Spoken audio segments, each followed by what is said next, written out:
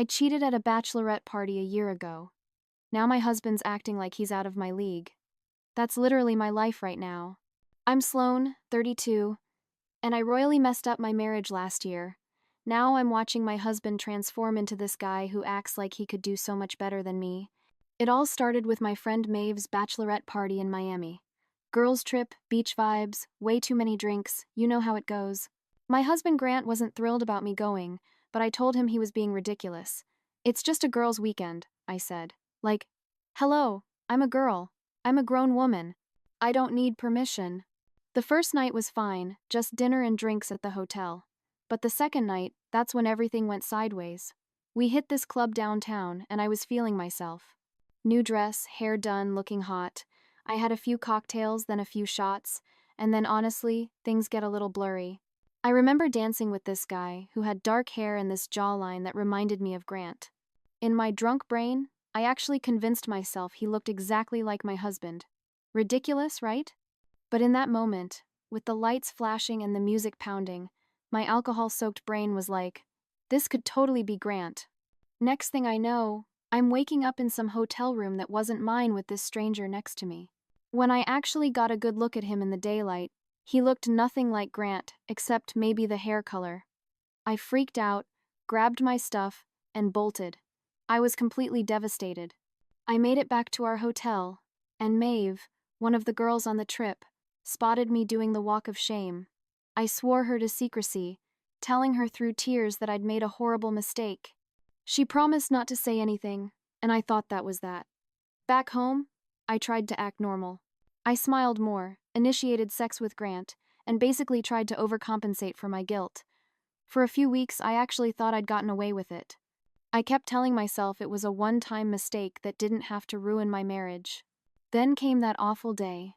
Grant called me at work and asked me to meet him for lunch. Not like a cute surprise lunch date. His voice was weird, controlled.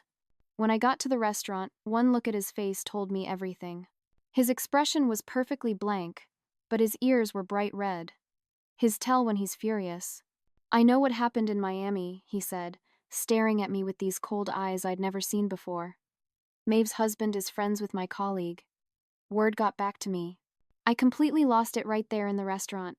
Sobbing, mascara probably everywhere, blabbering about how drunk I was, how the guy looked just like him, how it was a stupid, horrible mistake.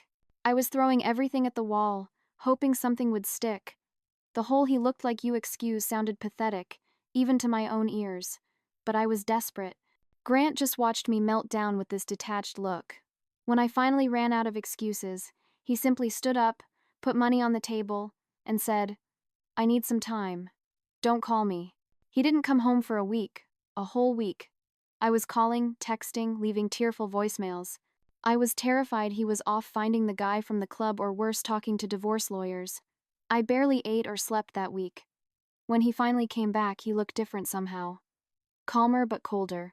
He sat me down and said, here's how this is going to work if you want to save this marriage. No more drinking. Period. No more girls' trips. Complete transparency with your phone and social media. One slip up, and I'm gone. I agreed immediately. I would have agreed to anything. I was just so relieved he was giving me another chance. I haven't touched alcohol since that day. Became the perfect wife. Cooking, cleaning, whatever he wanted. I thought eventually things would go back to normal. That was a year ago. Things never went back to normal. I started noticing the changes about a month after our reconciliation, if you can call it that. Grant was already attractive, tall, naturally fit with this confidence that made heads turn. But suddenly, he kicked everything into overdrive.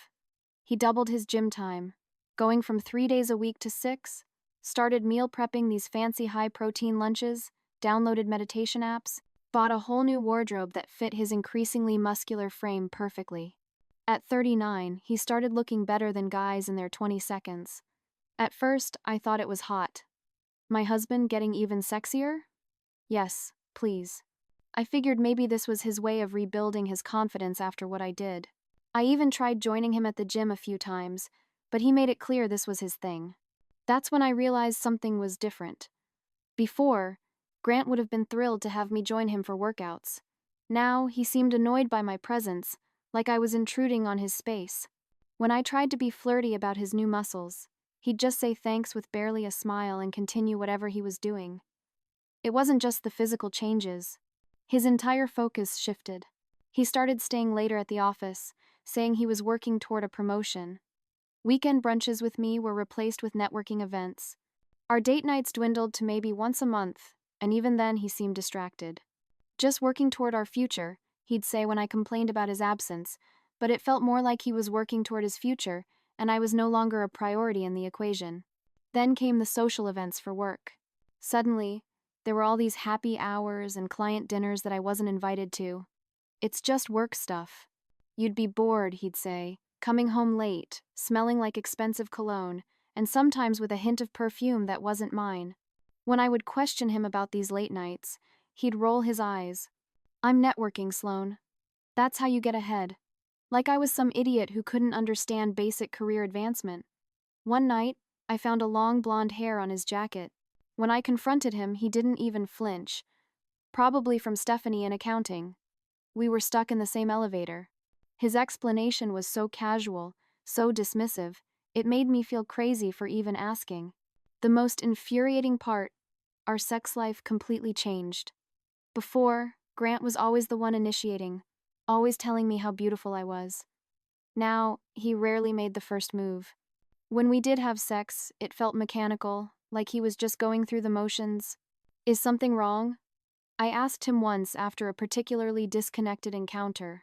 Nothing's wrong, he said, already rolling away from me. Just tired from the gym. I tried everything to get his attention back. New lingerie, surprise lunch visits to his office, texting him during the day. His responses grew increasingly lukewarm. It was like watching someone slowly check out of our relationship while still physically being there. Something was changing in my husband, and it terrified me. He wasn't leaving, not technically, but emotionally he was already halfway out the door. And the worst part was, I couldn't really blame him. But I also couldn't shake the feeling that there was more to these changes than just recovering from my betrayal. Everything came to a head 3 months ago at this fancy work party Grant actually invited me to. I spent hours getting ready. New dress, salon visit, the works. I thought maybe this was his way of bringing me back into his life. I should have known better. The moment we walked into that rooftop event, I realized why he brought me. He wanted me to see exactly what I was up against. The room was filled with gorgeous women, the kind with legs for days and perfect everything, and they all knew my husband. Grant, oh my God, you look amazing. This tall redhead practically launched herself at him, air kissing both cheeks. That new workout routine is definitely working. She gave him this up and down look that made me want to pull her extensions out. Thanks, Sienna. The trainer you recommended is brutal but worth it, Grant replied, giving her the smile I hadn't seen directed at me in months. Throughout the night, it was the same story with different women. They would spot Grant, light up like Christmas trees, and come over with their perfect bodies and designer outfits. I stood there with my Target dress, which had looked amazing in my mirror at home, but now felt cheap, feeling like complete garbage. Who are all these women? I whispered to Grant between his adoring fan encounters. Just colleagues, he said casually. That's Sienna. She's a model our firm represents. Same with Stella and Sabrina over there. I glanced over at Sabrina, tall, blonde, probably 25, wearing a dress that cost more than our monthly mortgage payment. You represent a lot of models, huh? I couldn't keep the edge out of my voice. Grant shrugged. The entertainment division is growing. It's good for business. As the night wore on, I watched these women flirt shamelessly with my husband, touching his arm while laughing at his jokes, whispering things in his ear that made him smirk. One even had the nerve to straighten his tie, her hands lingering on his chest. The worst part, Grant wasn't exactly flirting back, but he wasn't shutting it down either. A wink here, a knowing smile there. He was eating up the attention while I stood by like some pathetic accessory. When one particularly gorgeous brunette, Sabrina, handed Grant her business card for coffee sometime, I'd had enough. I grabbed his arm as soon as she walked away. What is happening right now? Are you seriously going to get coffee with her? Grant slipped the card into his pocket with a casual shrug. It's networking, Sloan. That's how business works. That wasn't business. She was practically undressing you with her eyes. He gave me this look, part amusement, part pity, that made me feel 2 inches tall. Don't worry about it. It's not a bachelorette party in Miami. The comment hit me like a slap. He had never thrown my mistake in my face so blatantly before. I stood there speechless as he walked off to chat with some senior partner, leaving me alone at the bar. On the Uber ride home, I tried to talk to him about it. Those women were all over you, and you did nothing to stop it. They were being friendly. You're overreacting. Friendly?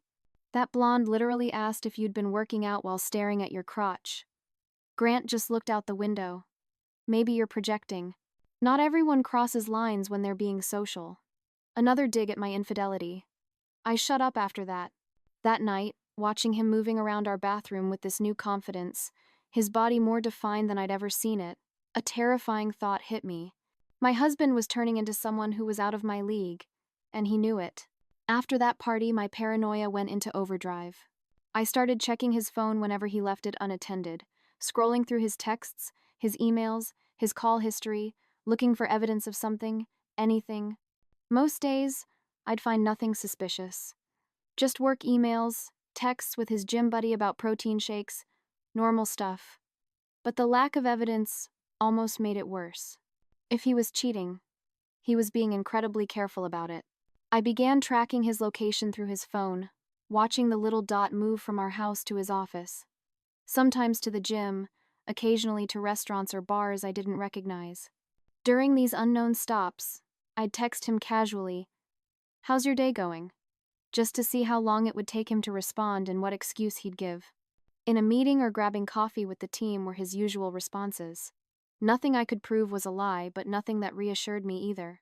The Grant I married would have shown me pictures of his colleagues, or invited me to join them for drinks after work. This new Grant kept his worlds completely separate. I was no longer welcome in his professional life, and he seemed perfectly content with that arrangement. I started dropping by his office, unexpectedly bringing lunch, just because I was in the area. The receptionist always had this pitying look when she saw me, like she knew something I didn't. Grant would emerge from his office looking annoyed, accepting my lunch with a tight smile before ushering me back to the elevator. "You can't just show up here, Sloan. I have meetings, clients. It's unprofessional." Before my mistake, he'd always been thrilled to see me at his office. Now I was an inconvenience. One afternoon, I drove by the gym during his usual workout time just to verify that's where he actually was. I spotted his car in the parking lot and felt a momentary relief until I went inside and couldn't find him anywhere. When I asked at the front desk, they said he'd checked in but might be in one of the private training rooms. Private training rooms? Since when did Grant need private training? I waited in the parking lot for 40 minutes, until he emerged with a fit woman in workout clothes. They were laughing about something as they walked to their cars. No touching, nothing obviously inappropriate, but the familiar way they talked made my stomach turn. When Grant got home that evening, I casually asked about his workout. "Did you go alone today?" "Yeah, just the usual routine," he said, not looking up from his phone. The lie hung in the air between us. I wanted to confront him, to scream about the woman I'd seen. But what proof did I have? They were just talking. If I accused him of something more, he'd know I was spying on him. So I swallowed my suspicion and said nothing. It wasn't just his potential cheating that was eating at me. It was the way other women looked at him now, at the grocery store, at restaurants, even at church. Female eyes following him, taking in his tall frame, his now chiseled jawline. The confident way he carried himself, and the way he looked at me had changed, too. There was a clinical quality to his gaze now, like he was constantly evaluating whether I was still worth his time. The man who once couldn't keep his hands off me now seemed to touch me only out of obligation. When he did compliment me, it felt hollow. "You look nice," had replaced, "You're beautiful," or "I'm the luckiest man alive." His words were technically positive, but lacked any real warmth or desire. One night after he declined my advances for the third time that week, I broke down. "Are you punishing me? Is that what this is about?" He looked genuinely confused. "What are you talking about? This? You're distant. You're cold. You barely touch me anymore. If you haven't forgiven me, just say so." Grant sighed, running a hand through his hair, a new nervous habit he developed. "I'm not punishing you, Sloan. I'm just focused on myself right now, on my career, on my health. Is that so wrong? It is when it feels like you're preparing for a life without me. He didn't deny it. He just looked at me with those unreadable eyes and said, I'm preparing for a better life. Whether you're in it or not is up to you. I'd never felt more terrified in my entire marriage. A few weeks after my parking lot stakeout, I decided enough was enough. If Grant was cheating on me, I deserved to know. If he wasn't, then he needed to stop acting like he was about to trade me in for a newer model. I waited until he was home on a Saturday. He was reading something on his tablet, glasses perched on his nose. Another new addition that somehow made him even more attractive. Damn it. I sat down across from him, heart pounding. We need to talk, I said, using the same serious tone he'd used when confronting me about Miami. He looked up, expression neutral. About? About whatever's going on with you. The late nights, the private training sessions you lie about, the women from your office who call you after hours. I'd heard him once taking a call in our backyard around 10 p.m., laughing softly into the phone. Are you having an affair? Because if you are, I deserve to know. Grant removed his glasses slowly, setting them and the tablet aside. For a moment, I thought I saw a flash of the old Grant, the one who was open with me, who shared everything. I'm not having an affair, Sloane. Then why are you acting so different? Why do you barely look at me anymore? Why do you lie about who you're with? He sighed, then got up and retrieved his phone. He pulled up his calendar and showed me his schedule for the past month. Training sessions with Stella, the woman I'd seen him with, were clearly marked. So were late meetings, client dinners, everything. Stella is a certified trainer who specializes in executive fitness programs. My firm subsidizes it. Those late calls, client calls from the West Coast, the networking events, exactly what I said they were. I stared at the evidence, confusion washing over me. But you lied. You said you worked out alone.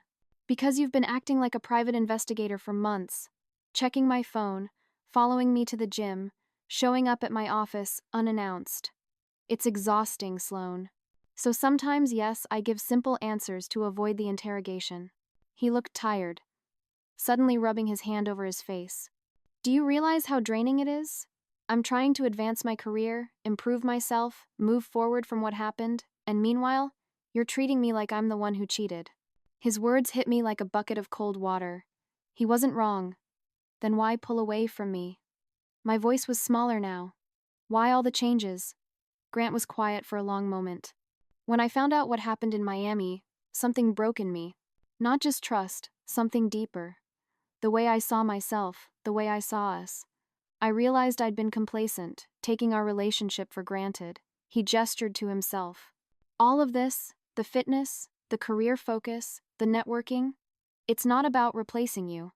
It's about rebuilding myself, finding my worth outside of just being Sloane's husband. But you're acting like you don't even want me anymore, I said, tears welling up. I'm trying to want you in a healthy way, he replied, his voice gentle but firm. Before, my whole world revolved around you. That's not sustainable, especially after what happened. I need to value myself enough that if something like Miami ever happened again, I'd have the strength to walk away. His honesty stung worse than any accusation. He wasn't cheating. He was preparing himself emotionally to leave me if necessary. So, what happens now? I asked, afraid of the answer. That depends, he said. Can you accept that I'm not the same person I was before? That our relationship can't go back to how it was? What does that even mean? It means I need space to grow. It means I'm not going to prioritize your feelings over my well-being anymore. It means you need to deal with your insecurity without making it my problem. I felt like he'd slapped me. So, I just have to accept you flirting with models and coming home late and treating me like an afterthought? I don't flirt with them. I network. There's a difference. He shook his head. And this right here is exactly the problem. You can't see past your jealousy to understand what I'm trying to build for us. For us or for you? I challenged. At this point, I'm not sure there's a difference, he said quietly. We stared at each other across what felt like an immeasurable distance. He wasn't the man I married anymore, and he didn't seem particularly interested in going back to being that man. I love you, Sloane. I do. But I don't need you the way I used to, and that's probably healthier for both of us. I'd wanted clarity and I got it. but it wasn't the answer I was hoping for. Everything fell apart last week. A full year after Miami and the final nail in the coffin of our marriage appeared out of nowhere, Grant came home with a bottle of champagne. For a fleeting moment, I thought maybe this was a gesture of reconciliation. He popped it open, poured 2 glasses, and handed one to me with a smile I hadn't seen in months. "I made partner," he said simply. I forced a smile. "That's amazing. Congratulations." I tried to sound genuinely happy for him, but inside I was thinking about all those late nights, all those networking events that had taken him away from me.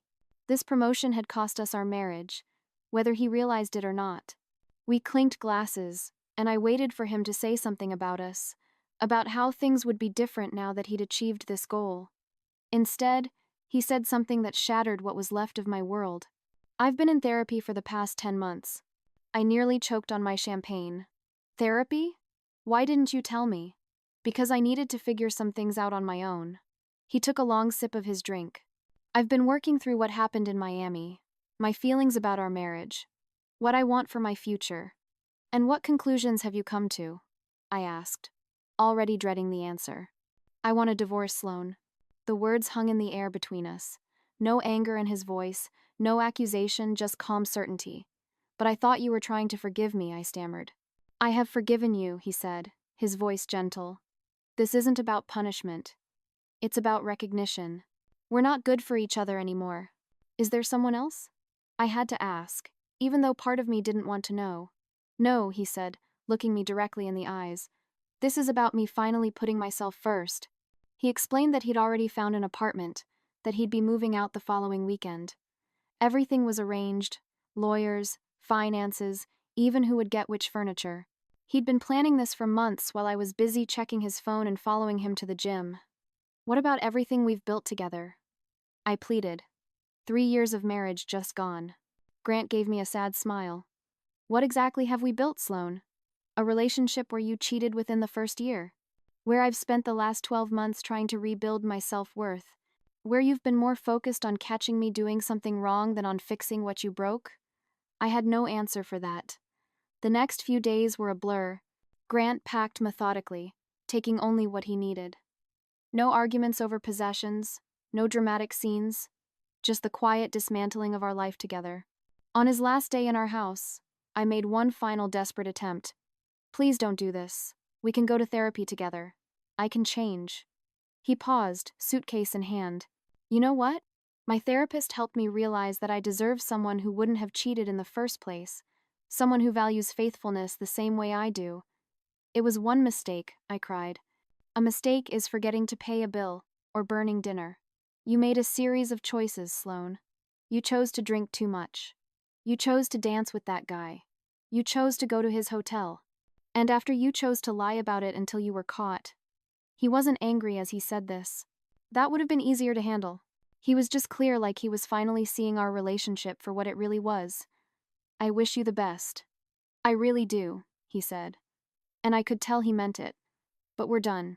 I watched through our front window as he loaded the last of his things into his car.